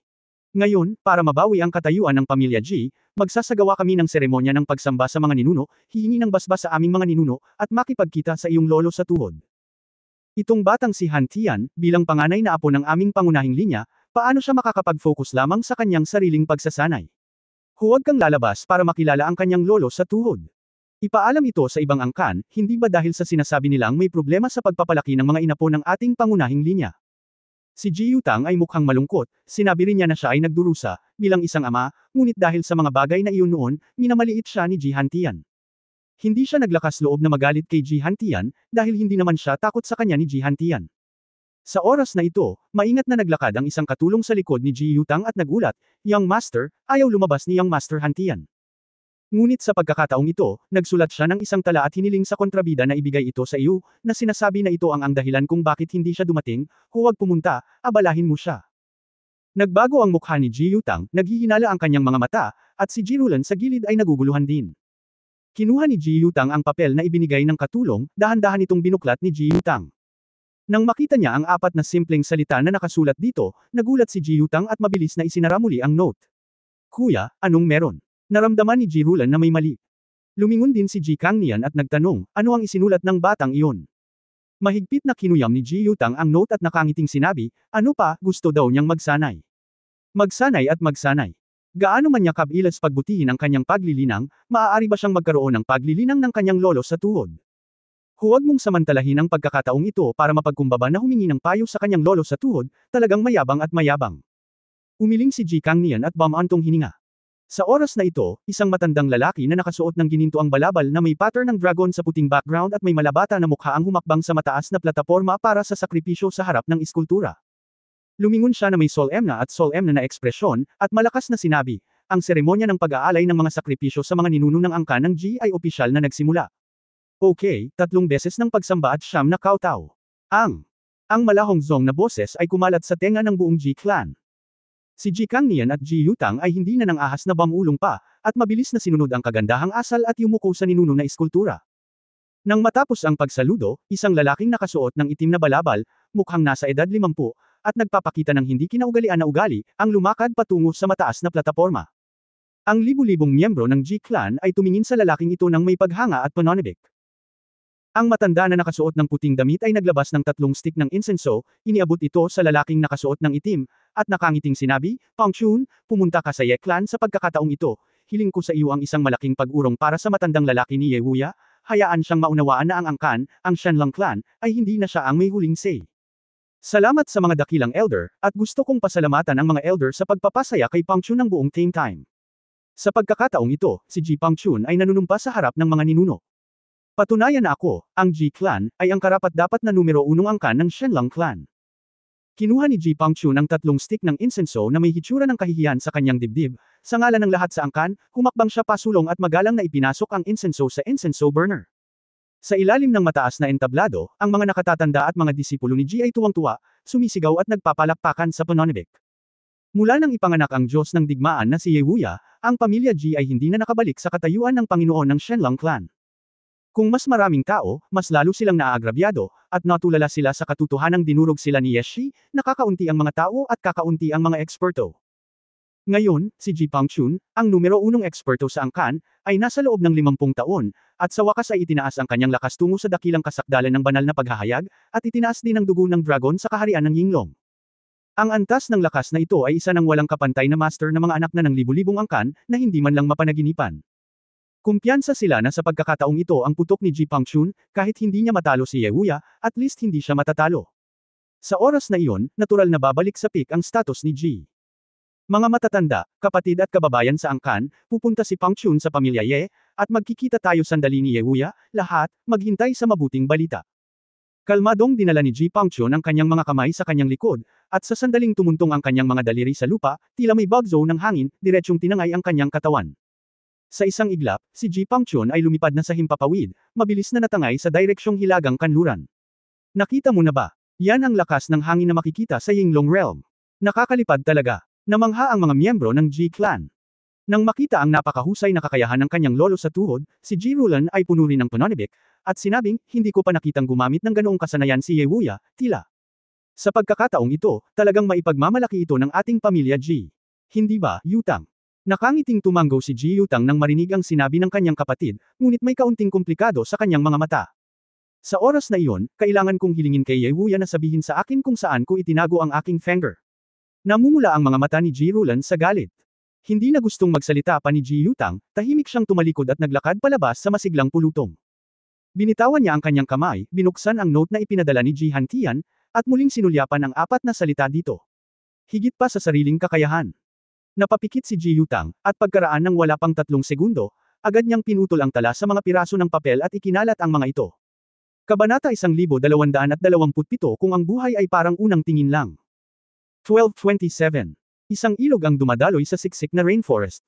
Sa pagdating ng tag-ulan, may mga latian sa paligid, kung saan nagtitipon ang isang malaking bilang ng mga nilalang, at ang mga halaman ay pambihirang malago. Dahil sa banlik at nabubulok na mga hayop at halaman, ang tubig dito ay hindi malinis, at may sumambulat na baho. Ubo. Ang paghinga at pag-ubo ng isang lalaki ay biglang narinig sa masukal na kagubatan na ito. Bukod sa mga ugat ng mayabong na puno, dahan-daang nagmulat ng mga mata ang isang lalaking nakasuot ng gulanit na damit. Ang lalaki ay tumingin sa kanyang 40s o 50s, na may maraming kulay abo na buhok, ilang mga pinong linya sa gilid ng kanyang mga mata, at isang pahiwatig ng labo sa kanyang mga eyeballs. Ang kanyang mukha ay maputla at haggard, kalahati ng kanyang katawan ay nakahiga sa basang ugat ng isang puno, at ang kalahati ng kanyang katawan ay nahulog sa latian. Nakadilat ang mga mata, nakatingin sa makakapal na baging ng mga puno, saglit na natigilan ng lalaki, natulala ang ulo. Nasaan siya? Anong lugar ito? Anong nangyari sa katawan mo? Nang maalala ng lalaki, naramdaman niya na ang kanyang kaliwang kamay, na nahulog sa latian, ay napakasakit. Parang may kumagat sa kanya. Kumunot ang noo ng lalaki, at sa sarili niyang karanasan, nalaman niya kaagad kung ano ang nasa ilalim ng tubig. Sa sandaling nagngangalit siya ng kanyang mga ngipin, naklik niya ang hinlalaki ng kanyang kaliwang kamay, at pagkatapos ay ibinalik ang kanyang katawan at hinayla ang bagay sa ilalim ng tubig ng diretsyo. Isang ligaw na malaking hito na maitim at hindi madulas sa taglagas, tumitingin sa bigat na 6 o 7 libra, isang malaking bibig ang kumagat sa kamay ng lalaki, at ang buntot nito ay masiglang umindayog. Tila, ginamit ng hito ang kanyang mga kamay para sa pagkain. Nang makita ng lalaki ang isda, napagtanto niyang gutom na pala ang dibdib niya. Ang kanyang katawan ay lubos na natupok, at kailangan niyang maglagay muli ng enerhiya kaagad. Walang pag-aalinlangan, sinuntok ito ng lalaki, kinagat ang nerbiyos ng hito sa isang kagat, at sinimulang lumunin ito sa malalaking lagok. Ang mga freshwater fish ay karaniwang hindi nakakalason at maaaring kainin ng hilaw. Bagaman ang ligaw na hito ay nadamhan at nagdala ng ilang bakterya, sa ganoong kagyat na sitwasyon, ang kahalumigmigan sa paligid ay masyadong mataas at imposibleng gumawa ng apoy. Pinakamabuting kainin ito ng hilaw. Paraan. At kailangan mong kumain ng mabilis, dahil ang pagkain ay mabilis na nasisire sa ganoong lugar. Ang mga lalaki ay hindi picky eaters. Masyado na siyang nakakain ng hilaw na karne mula pa noong bata siya, at hindi niya alintana ang malakas na amoy ng malansa. Matapos maghintay ng kakainin ng hito, pinunasan ng lalaki ang dugo sa kanyang bibig, huminga ng ilang hininga, at dahan-daang tumayo. Pisikal na lakas, sa wakas ay nakabawi ng ilan. Ngunit nalaman niya na ang kanyang katawan ay napakahina ngayon, kung ito man ay lakas ng kalamnan, perception, sensitivity, at iba pa. Ang mga selula sa kanyang katawan, kabilang ang mga selula sa utak, ay bumaba sa napakababang antas. Ang isang magaspang na pakiramdam, ang kanyang kasalukuyang pisikal na estado, sa pinakamahusay, ay isang malakas na ordinaryong tao. Gayun din, may ilang mga pagbabago sa hitsura. Makikita ang isa o dalawa sa kanyang dalawang kamay na mas matanda at kulubot. Naglakad ang lalaki sa gilid ng latian, humarap sa tubig, at kumuha ng litrato. Nang makita niya ng malinaw, sa refleksyon, ang hitsura ng nasa katanghaliang gulang na lalaki, may malungkot at mapait na ngiti sa mukha ng lalaki. Okay lang, anyway, buhay pa. Bulong ng lalaki sa kanyang sarili na hindi siya gagawa ng walang kabuluhang kalungkutan at inis, at mabilis na tinanggap ang katotohanan. Pagkatapos, tumingin siya sa paligid at nagsimulang mag-isip kung ano ang susunod na gagawin. Tila kahit ano pa ang sumunod na nangyari, kailangan muna niyang umalis dito at maghanap ng matitirhan. Ang pinakamahusay na paraan upang makalabas sa rainforest ay ang sundan ng ilog, dahil karamihan sa mga lugar kung saan nakatira ang mga tao ay nasa tabi ng ilog. Ang tao ay may mayaman na karanasan sa kaligtasan ng buhay sa ligaw, ngunit hindi siya natatakot sa ilang mga ahas, insekto at hayop. Mula umaga hanggang hapon, kumakain ang lalaki ng mga ligaw na prutas o maliliit na hipon sa ilog na maaari niyang kolektahin sa daan.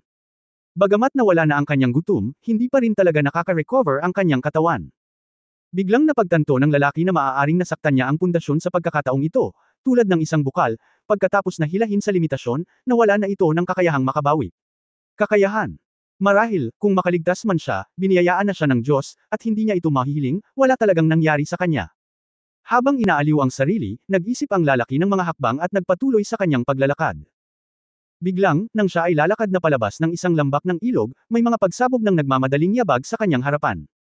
Tumakbo. Tumakbo sa harap. Huwag tumigil. Magtago sa likod ng bato.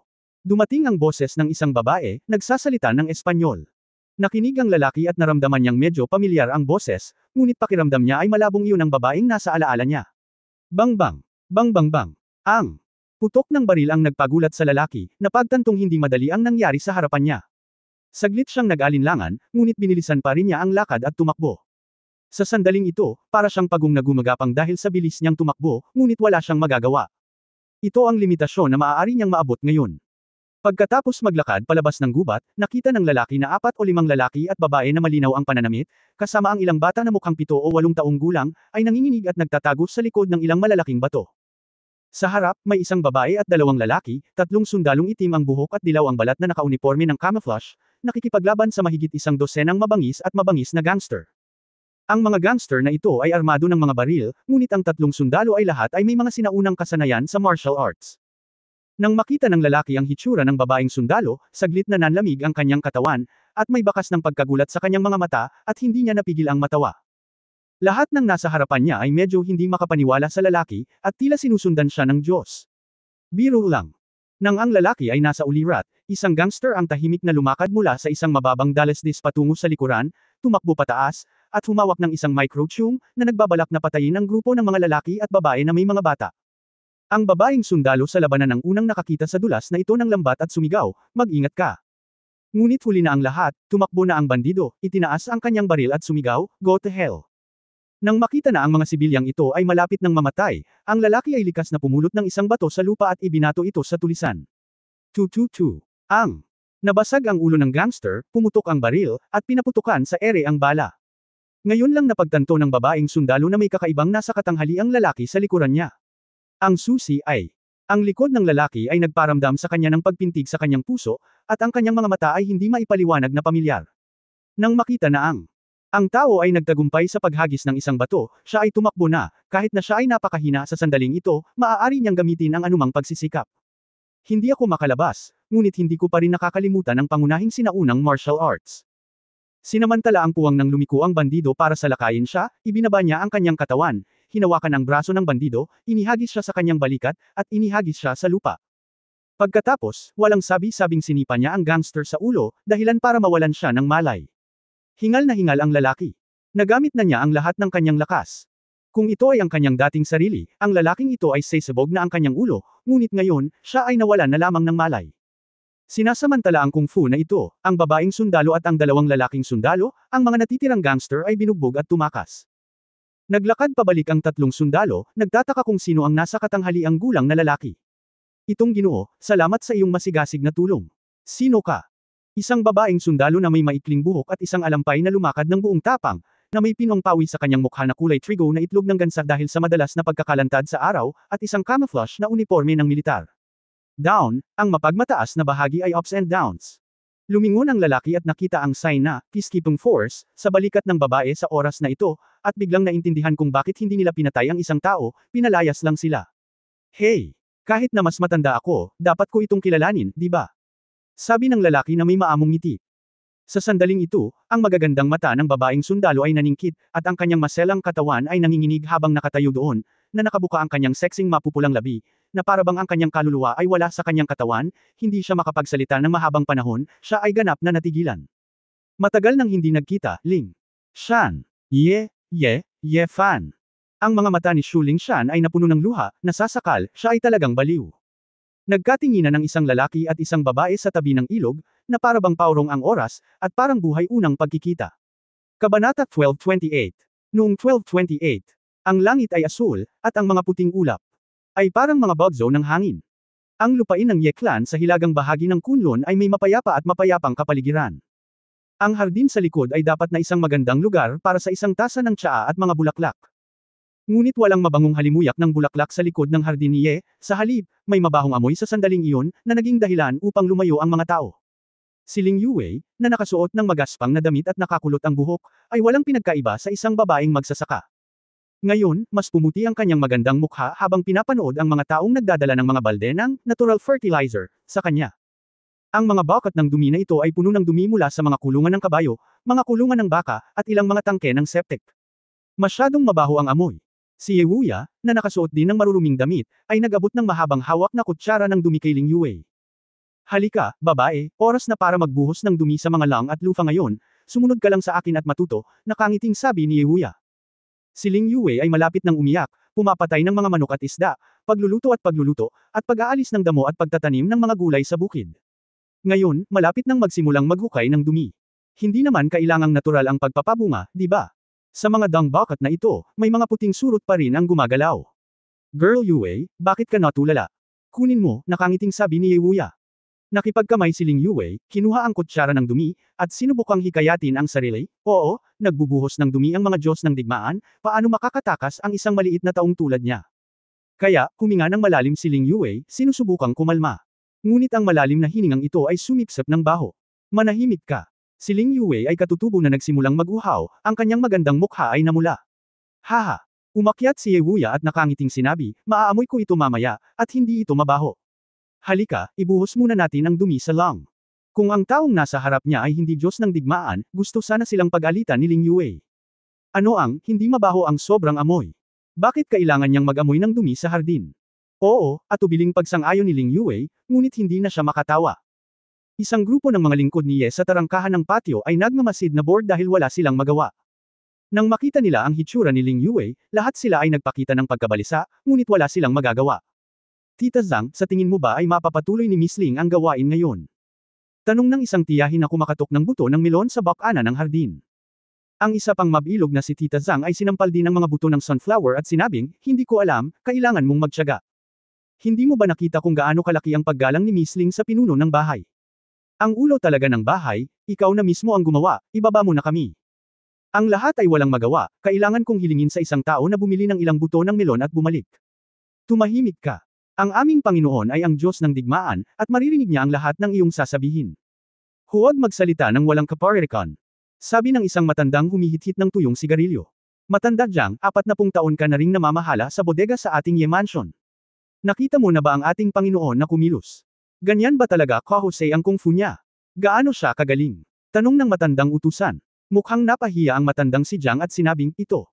Pumasok ako sa pamilya Ye sa edad na 20, at hindi pa ako nagkaroon ng pagkakataon na makitang kumilos ang may-ari ng bahay. Mahirap sabihin. Isang grupo ng mga tiyahin ang umiling at napabuntong hininga sa disgusto.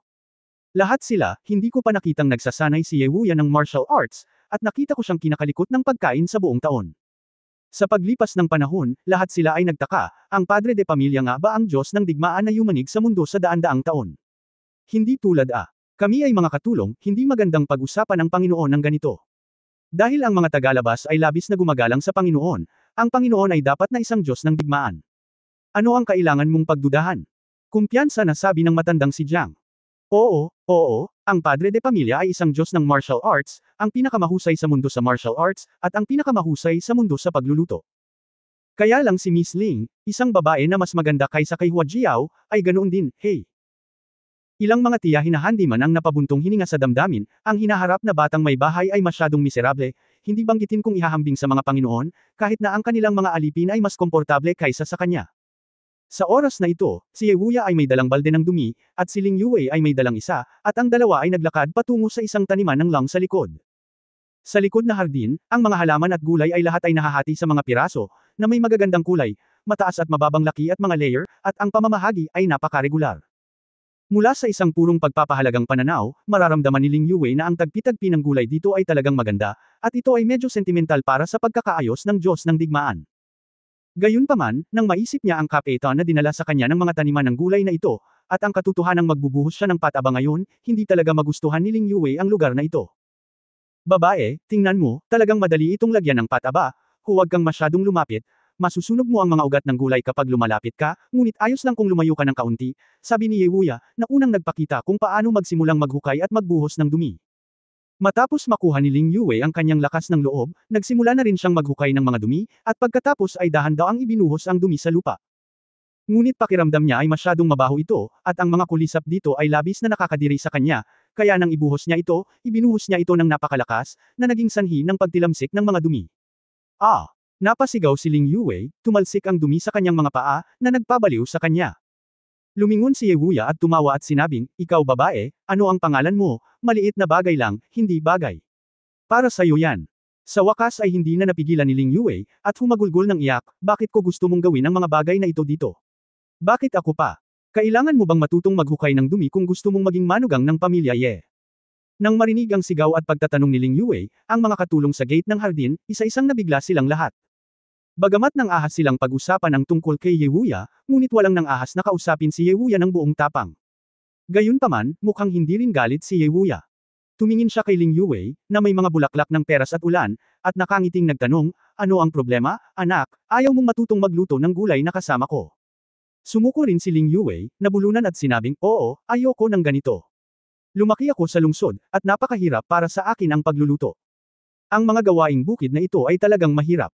Bumantong hininga si Yewuya at sinabing may panghihinayang.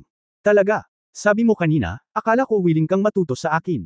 Napagtanto ni Ling Yue na siya ay medyo walang galang, kaya't nahihiyang sinabi niya, ako. Hindi kita nirerespeto, hindi ko lang lubos na naiintindihan, bakit ko pa ginagawa ito.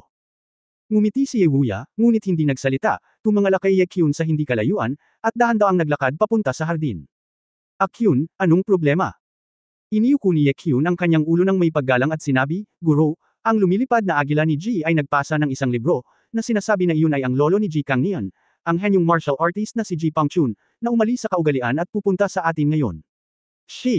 Sinabi ng liham na pagkatapos ng 50 taon, naghanda na si Ji Pangchun at gustong matuto mula sa iyo, guro, at talakayin ang Taoismo sa pamamagitan ng martial arts. Nang marinig ito, biglang nakalimutan ni Ling Yue na umiyak, at sinabing may pagtataka, Ji Pangchun. Buhay pa ang matandang ninuno na iyon. Si Ling Yue ay nabighani sa kanya mula pa noong siya ay bata, at alam din niya ang mga gawa ng ilang mga henyo sa Shenlang clan. Kung si Ji Pangchun ay nabubuhay hanggang ngayon, siya ay 270 o 80 taong gulang, na itinuturing na pinakamalapit sa Ji clan. Isang bihirang henyo sa 1,000 taon, katumbas ni Ji Hantian 200 taon na ang nakalipas. Kabanata 1229 na kailangan kong kumain ng paisa-isa. 1229. Kahit na hindi gaanong alam ni Ling Yue ang tungkol sa mataas na antas ng mga gawain ng angkan, alam na alam niya ang kahalagahan ng bagay na ito. Ito ay maaaring ilarawan bilang isang kompetisyon sa loob ng Shenlang clan para sa pinuno ng dragon. Ang Diyos ng digmaan ay naging pinuno ng angkan sa daan-daang taon, at ang Ji clan na may pinakamaraming bilang ay palaging nadudurog. Dahil ang Ji Pangchun na ito ay kilala bilang henyo ni Ji, siguradong hindi ito biro. Dahil may kumpiyansa siyang hamonin si Yewuya, nangangahulugan ito na kailangan niyang magkaroon ng kumpiyansa. Bagamat sinasabing si Ji Pangchun ay isinilang pagkaraan ng mahigit 200 taon kaysa kay Yewuya, si Yehuya ay dapat magkaroon ng higit sa 200 taon ng paglilinang ng higit sa kanya sa mga tuntunin ng edad. Gayunpaman, ang mga martial artist, sa katunayan, ang edad kung saan ang kanilang lakas ay pumutok ay halos kapag sila ay bata at malakas. Tulad ng gininto ang edad ng karamihan sa mga siyentipiko ay nasa kanilang 20s, gayon din ang martial artist. Maraming matatanda sa angkan ang nabuhay ng 2 o 300 taong gulang, at ang kanilang lakas ay tumitigil pagkaraan ng 12-dosenang taong gulang. Dahil kapag mas matanda ka, mas mahirap makapasok kapag nakatagpo ka ng bottleneck. Siyempre, ang ilang mga henyo ay maaari pa ring gumawa ng mga tagumpay sa mga susunod na taon. Si Ji Pangchun ay higit sa 200 taong mas bata kay Yehuya. Kung tutusin, hindi naman ganoon kalaki ang relasyon. Sa teorya, hanggat maaari siyang gumawa ng isang pambihirang tagumpay, natural na magkakaroon siya ng pagkakataon na maabutan si Yehuya. Minsang talagang sinira ni Ji Pangchun ang mito ni Yehuya, kahit na ito ay isang draw lang, ang kapangyarihan ng Shenlong clan, at maging ang kapangyarihan ng buong clan at ng buong Xia Kingdom ay mababalasa. Sa pag-iisip nito, biglang naging mabigat ang isip ni Ling Yue. Bagamat hindi siya kasal kay Ye Fan, siya ay miyembro ng pamilyang Ye, at ang pamilya Ling ay mayroon ding magandang relasyon sa pamilyang Ye. Kung mabawi ng pamilya Ji ang kanilang posisyon, tiyak na magiging mahirap ang kanilang buhay, at ito ay isang dagok kay Ye Fan. Si Ling Yue ay mukhang marangal at tumingin kay Ye Wuya na kinakabahan, nagnanais na makita kung paano tumugon ang martial god sa krisis. Gayunpaman, ang sumunod na nangyari ay ganap na naiiba sa naisip ni Ling Yue. Nang makita ang maluwag na ekspresyon ni Yehuya, nahihiyang sinabi niya, talaga, nakalabas na siya sa retreat. Medyo nakakalungkot, may ilang balde pa akong pataba na dapat tapusin. Kung hindi, kung pumunta si Ji Pangchun dito maaga, Akyun, mangyaring aliwin muna siya sa sala para sa akin, hayaan ang mga bisita na pumasok sa hardin ng gulay, ang mga paa ay marumi, at ang amoy ay hindi angkop. Pagkatapos, nagbubuhos ako ng pataba, naglalaba, at nagpapalit ng damit bago pumunta makipag-usap sa kanya tungkol sa mga lumang araw, upang hindi manigarilyo ang iyong mga kamag-anak at mga dating kaibigan. Mukhang matagal na itong alam ni Ye Kyun, kaya hindi na siya nagulat, at nakangiting sinabi, oo, Ginoo, maghahanda ako ng tsa ngayon. Halos mamatay na si Ling Yue sa tabi niya, ang Valkyrie na ito ay talagang nagbigay ng napakahalagang pagpupulong sa isang utusan.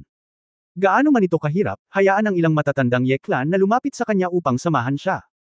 Oh, by the way, parang may iniisip si Yehuya at sinabing, hinihiling mo sa mga elder, Ye Tian, Ye Hui, at Ye Qing, na makipag-chat din kay Ji Pangchun. Magkakilala rin sila sa loob ng daan-daang taon, kaya matulungan mo muna ako. Treat yourself. Tumango si Ye Kyun, alam ng matandang alipin, gawin natin ito ngayon. Nang lumabas si Ye Kyun sa hardin, naramdaman ni Ling Yue na siya ay nananaginip. Itong si Valkyrie, seryoso ba siya? Tiyak na hindi nagbibiro. Upang madiligan ang taniman ng gulay, ang gayong mahalagang bagay ay dapat hawakan ng mga lingkod at matatanda. Si Ji Pangchun ay halatang agresibo sa pagkakataong ito. Kung alam niyang hindi siya makikita ni Yehuya, tiyak na magagalit siya. Lolo Wuzhen, hindi ka ba talaga lalabas para maghanda? Tiyak na umasa ang pamilya Ji sa katotohanan na naglakas loob silang pumunta ng direkta. Hindi natin dapat basta-basta. Hindi napigilan ni Ling Yue na sabihin. Ito ay para lamang matuto ng martial arts, hindi ito isang malaking bagay, huwag masyadong kabahan. Ikan-away ni Yehuya ang kanyang kamay. Ito ang pinakamalaking bagay.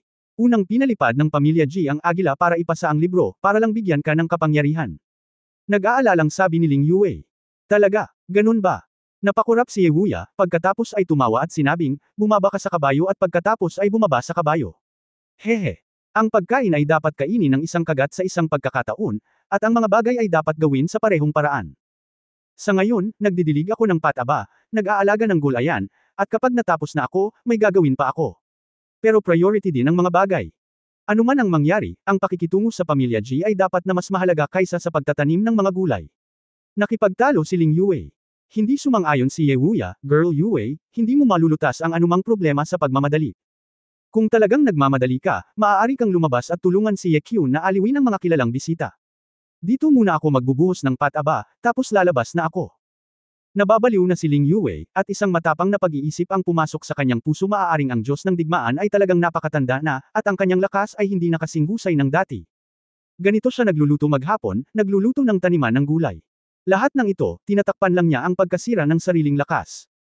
Kung pag-uusapan, ang mga matandang lingkod na ito na halos buong buhay ay nasa pamilyang Ye ay hindi pa nakitang kumilos ang martial god, siguro. May itinatago din si Wuzhen. Pagkatapos ng lahat, siya ay higit sa 500 taong gulang. Mapapanatili ba talaga ng mga tao ang kanilang pinakamataas na lakas pagkatapos ng 500 taong gulang? Nagmuni-muni si Ling Yue sa gilid, at walang intensyon na maghukay ng pataba at mag-abono kay Wuzhen. Nakikita ito.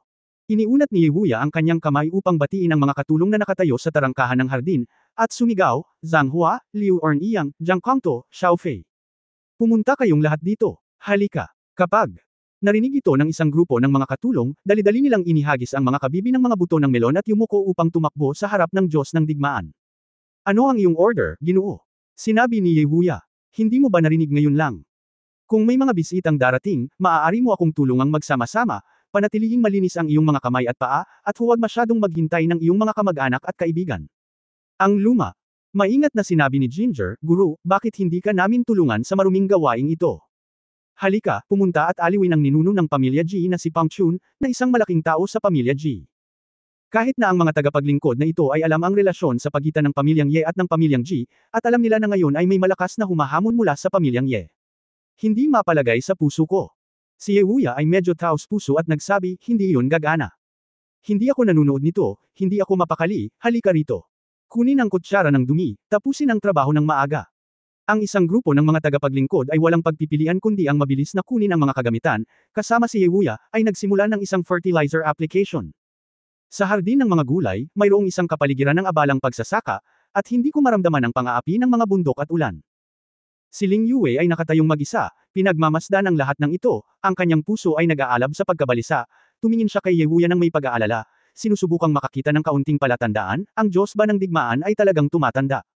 Sa sandaling ito, sa katimugang kalangitan, lumitaw ang isang itim na guhit. Sa isang kisap mata, lumipad ang anino mula sa malayo patungo sa malapit. Isang malakas na unos ang hamampot sa kalangitan, at nagkaroon ng mahinang dagandong ng mga dragon. Pataas-baba ay nararamdaman ng pamilya Ye ang pagdating ng isang walang katulad na eksperto, at lahat ng tao sa mansyon ay tumangala. Obviously, sadyang ginamit din ng bisita ang napakalaking momentum para ibalita ang pagdating niya. Mataas ang loob. Oh, iyan ba ang ninuno ni Pang Chun ng pamilya Ji? Maaari ba siyang lumipad? Kaya niyang lumipad talaga. Maraming mga katulong na nakikita ang itim na anino na lumilipad papunta sa lupain ng Ye clan, lahat ay nagulat nang marinig nila ang malaking paggalaw. Nang inag ang buong katawan ni Ling Yue at biglang napagtanto na naabot na ni Ji Pang Chun ang antas ng Yinglong ng paggising. Hindi nakakagulat na maglakas loob kang hamunin ang Diyos ng digmaan. Sinasabing ang martial god ay hindi kailanman nagpakita kay Long Wei, kaya may mga alingaw sa angka na ang blood awakening ng martial god ay hindi mataas, ngunit ang martial arts cultivation level ay napakataas. Ngunit ang Shenlong bloodline, pagkatapos ng lahat, ay ang unang bloodline ng clan, at bawat improvement sa realm ay isang qualitative change sa strength. Sa kaharian ng Yinglong, hindi ka lamang lumipad sa hangin, ngunit maaari mo ring makabisado ang talento ng Dragon Breath. Biglang nakaramdam ng lamig si Ling Yue sa kanyang mga kamay at paa. Sa pagtingin kay Yewuya, na seryosong nagpapabunga at tila walang puso, bumigat ang kanyang puso. Kabanata 1230 Dragon Breath. Noong 1230. Ikaw ay Vestibule Hall. Nakasuot ng robe na may itim na gintong sinulid at pattern ng dragon, ang kabayanihan at pambihirang si Ji Pang Chun ay nakatayo sa gitna habang nasa likod ang kanyang mga kamay. Ilang matatanda ng pamilyang Ye, nang malaman nilang darating ang ninuno ng pamilya Ji, lahat ay nagpadala ng sunod-sunod upang magsaya. Gayunpaman, sila ay medyo walang magawa. Dapat sa Yewuya nang galing ang ganitong bagay, ngunit sa sandaling ito, si Ye Kyun lang ang naghahain ng Ji Pang Chun tea sa bulwagan. Mr. Pang Chun, ito ang Tianshan Cordyceps Snow Lotus Tea na inihanda mismo ng aming master. Ngumiti si Ye Kyun at itinabi ang tasa ng tsaa, makiupo. Hindi man lang tumingin si Ji Pang Chun kay Ye Kyun, at sinabing, nasaan si Yewuya? Bakit hindi ka lumabas para makita ako? Kahit na si Yewuya ay higit sa 200 taon na mas matanda sa edad, si Ji Pang Chun ay mas mataas o mas mababa lamang sa mga tuntunin ng seniority. Sa makatuwid, direktang tinawag ni Ji Pang Chun ang pangalan ni Wuzhen, at walang problema. Oh, sabi ng master na nasa garden siya, nagbuhos siya ng ilang balde ng pataba, at lumabas para makita ka. Natatakot siya na baka mabaho siya at pausukan niya ang mga kilalang bisita, nakangiting paliwanag ni Ye Kyun. Ano, hindi kaya mas mahalaga ang mga gawain ito kaysa makita ako. Ang patriarch ng iyong pamilya Ye ay wala man lang ganito ang pangunahing asal.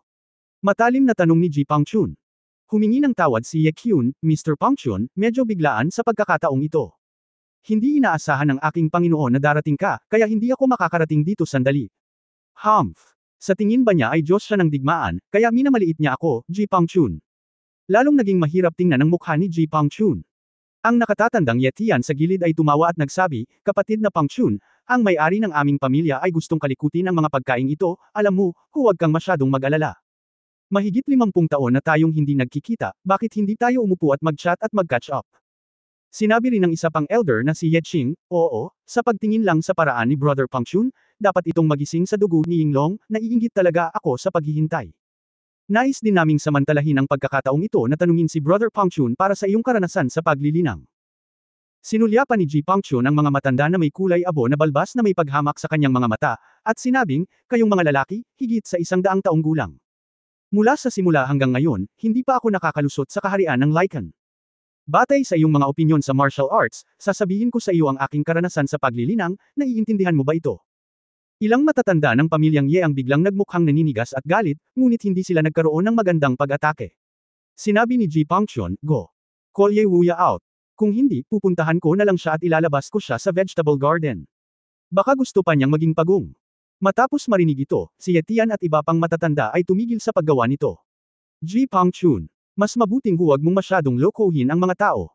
Sinabi ni Ji Pangchun ng masama, kung gusto mo ng respeto ng iba, hindi ka umaasa sa pagmamakaawa, kundi sa sarili mong lakas. 200 taon na ang nakalilipas, ang aking ama ay hindi nasisiyahan sa katotohanan na sa mga sinaunang Diyos, si Yewuya ang may huling say at hinamon si Yewuya, ngunit siya ay natalo. Nang mamatay ang aking ama, hindi niya sinabing mali si Yewuya. Kung natalo siya, talo siya, at aminado din ang pamilya namin ni Ji. Simula noon, nanumpa ako na dapat kong linangin sa isang mataas na antas sa buhay na ito upang maituwid ang pangalan ng aking pamilyang Ji. Ngayon, nalampasan ko na ang lakas ng aking ama. Pumunta ako sa iyong pamilya Ye para sirain ang martial Dao myth ng iyong pamilya. Gusto mo ng respeto ng aking Ji Pangchun? Oo, pagkatapos ay hayaan si Ye Wuya na huwag kumari pa ng takbo, lumabas ka at labanan mo ako. Matanda na kaya siya at inutil. Sayang pa rin ang martial arts sa loob ng maraming taon, at hindi ako nangangahas na mapahiya. Ang agresibong salita ang ginawa ng ilang elder ng pamilya Ye. Maging pula. Malumanay na sinabi ni Ye Kyun, Mr. Pangchun, huwag kang matuwa, darating na ang master. Humph. Nakakalito at palpak, nasaan ang dugo ng dragon, ang karakter ng isang martial artist. Ang oras ko, Ji Pangchun, ay mahalaga, ngunit wala akong oras na mag-aksaya ng oras dito. Dahil si Ye Wuya ay hindi nang ahas na puntahan ako, kung gayon ako ay personal na pupunta sa likod at tingnan kung paano ang kanyang mga lumang buto ay kinaagnasan ng hangin at hamog na nagyelo. Jin Aiseng ni Ji Pangchun ang bloodline ni Yinglong. Matapos ma-master ang hininga ng dragon, buo ang tiwala niya sa sarili niyang lakas. Pagkatapos ng lahat, nakilala niya si Ye Wu noon. Inaaway niya ang kanyang ama. Sa kanyang opinyon, si Ye Wuya ay hindi nagsasanay ng martial arts ng napakaraming taon, at ang kanyang lakas ay tiyak na hindi kasing husay ng sa kanya, at maaari pa siyang lumala sa pagtanda. Sa makatuwid, sa pagkakataong ito, ang kanyang lakas ay makakahabol o makahigit pa kay Ye Wuya, na isang katiyakan. Si Ji Pangchun ay walang pakialam sa pagharang ng mga matatanda ni Ye, at lumabas ng bulwagan sa isang kisap mata. Si Ye Tian at ang iba pang matatanda ay mukhang nataranta. Nakita nila na si Ji Pangchun ay lubos na kumpiyansa. Talagang hindi ito magandang balita. Akyun, ano ang sinabi ng patriarch? Ano ang maaari kong gawin tungkol dito? Tanong ng isang babaeng elder, si Ye Hui. Walang magawang sinabi ni Ye Kyun, sinabi ng may-ari na hayaang maghintay si Mr. Pangchun, ngunit ngayon ay tila hindi siya handang maghintay, kaya pumunta tayo sa hardin sa likod. Nagtinginan ang ilang matatanda sa isa't isa ng may pagkadismaya, at walang pagpipilian kundi magmadali sa likod bahay. Sa hardin sa likod sa oras na ito, abala si Ye Wuya sa pagdidilig sa huling tanim ng lang ng makar inig siya ng paggalaw sa pintuan sa likod. Medyo kinabahan ng isang grupo ng mga katulong ni Ye nang makita nila si Ji Pangchun na lumitaw sa isang iglap. Sa tabi ng dingding, tiningnan ni Ling Yue ang mar-angle na lalaking nakasuot ng itim na biglang sumulpat doon, pakiramdam niya ay inapi ang kanyang puso. Ang aura ng ganoong kalakas na lalaki ay hindi nangangailangan ng anumang aksyon para magpapalpitate ang mga tao at tumindig ang kanilang mga balahibo. Hindi kailanman naramdaman ni Ling Yue ang gayong pamimilit, na parabang hindi siya nag-iisa, ngunit isang walang katulad na kahangahangang bundok. Kahit si Ye Fan, na minsang nakakita kay Don Chenxing sa kabisera, ay walang halaga kung ikukumpara kay Ji Pangchun na nasa harapan niya. Sa kabilang banda, si Ye Wuya, ang Diyos ng digmaan, ay hindi kailanman nagparamdam kay Ling Yue ng ganito mula noong unang pagkikita hanggang ngayon. Hindi kaya, matanda na talaga ang Diyos ng digmaan. Ye Wuya, huwag kang matakot. Halika at lumaban ka sa akin. Si Ji Pangchun ay walang ibang nakikita sa mga oras na ito, at ang kanyang mga mata ay nakatitig ng diretso sa Diyos ng digmaan na gumagawa ng gawaing bukid. Tumalikod si Ye Wuya at nahihiyang ngumiti, mahal kong kaibigan, isang piraso na lang ng lupa ang natitira, magpahinga ka at uminom ng tsaa. Bakas sa mga mata ni Ji Pangchun ang galit, mas gugustuhin mong gawin ang mga walang kwenta at kasuklam-suklam na bagay dito kaysa makipag-away sa akin, Ji Pangchun, halatang minamaliit mo ang aking pamilya Ji.